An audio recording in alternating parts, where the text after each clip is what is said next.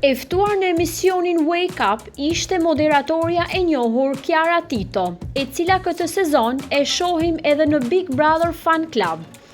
Ajo rrëfeu si po e përjeton rolin e saj si moderatore, si e sheh edicionin e 5 të Big Brother VIP Albania dhe nëse ka ndonjë banor të preferuar.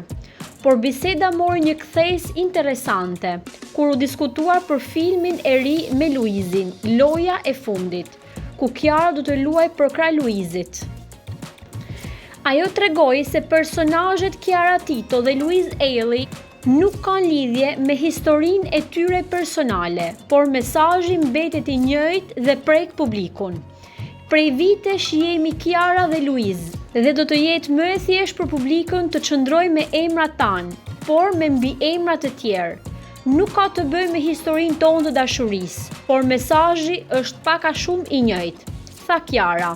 Një tjetër surprizë në film është edhe përfshirja e Heidi Baci, e cila shfaqet si aktore.